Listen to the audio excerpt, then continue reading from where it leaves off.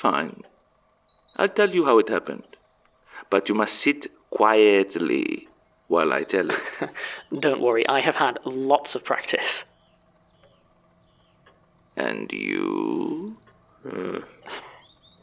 He'll behave. My story is not a long one. Not the parts that you care about, at least. The powers I first learned about from Jürgen Leitner. You're familiar with him? Then I don't need to explain further. When I say I was one of his assistants, you know exactly the kind of education that would be. Terrifying, fascinating, misguided.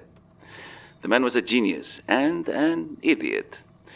It didn't take me long to see what he was blind to his whole life, that trying to control the fears was a good way to get yourself killed, or worse.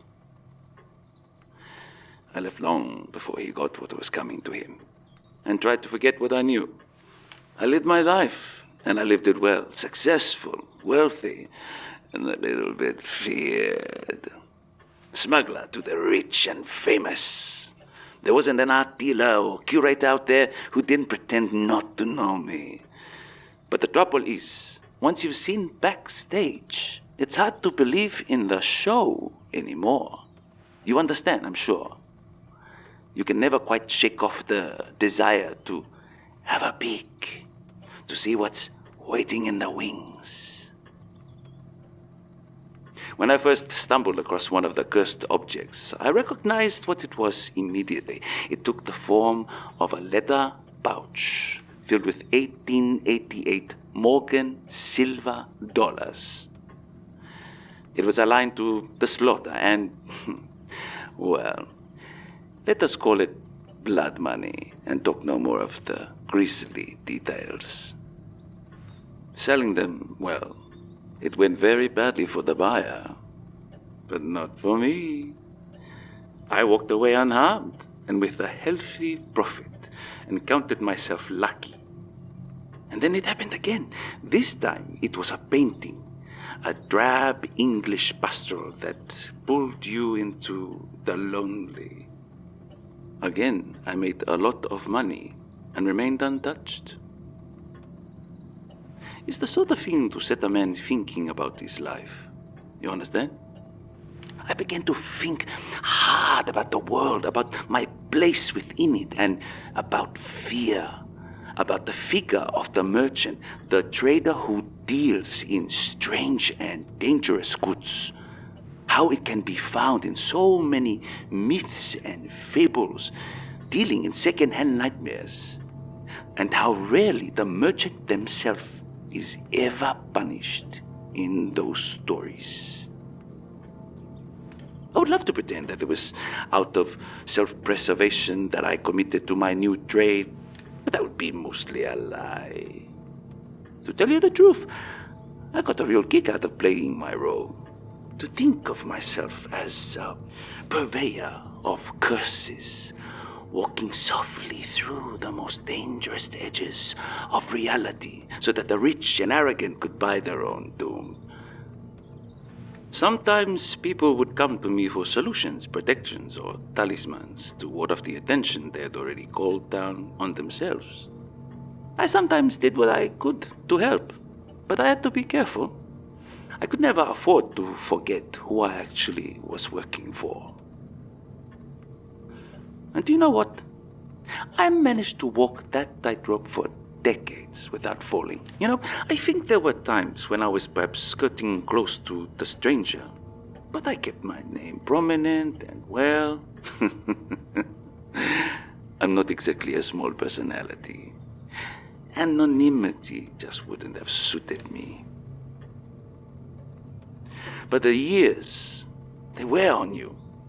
And as I talked to more and more people versed in that secret world, more acolytes and would-be cultists about rituals and destinies, I began to come to a conclusion. As the number of people in the world grew and the amount of fear grew with it, I began to become convinced that it was only a matter of time before one of them succeeded, before the world was transformed into, well, You'd know better than me. So I began to plan for my retirement. I spent most of my fortune preparing, some on supplies, but mostly hunting down on artifacts that I hoped might give me some protection. One I had sold right at the start of my career, an old broken camera. One that through some quirk had the ability to hide you from the powers. It was in the possession of another scared old man, one who had long been running from his own supernatural debts. I believe it operates as a sort of battery, charging itself on all the quiet worries that come from living in hiding. And then when the sanctuary collapses, all that fear flows out at once.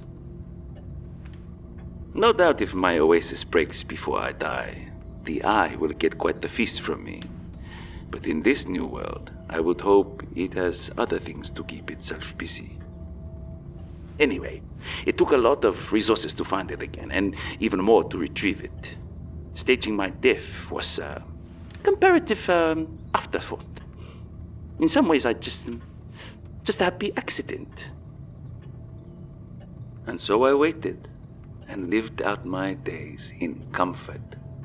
For the longest time I thought that, well, maybe I'd simply entered normal retirement really dramatically.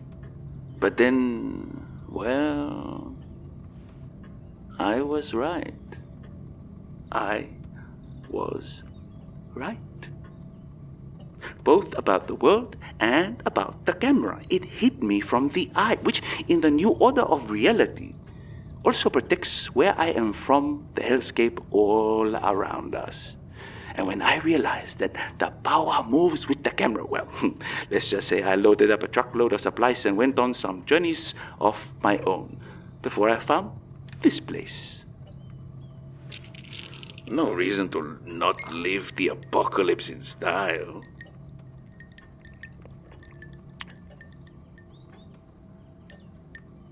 In the end, I find myself quite happy. I have supplies for a good few years, and then I plan to take my own life. I think perhaps that's the greatest blessing the camera can bestow. I can die here. Escape this place. Not yet, of course. And maybe the wine will do me in before I have to take matters into my own hands. But still, it remains a comfort. Anyway, no more stories, I think. Let us relax and talk and drink and not worry about who might be listening.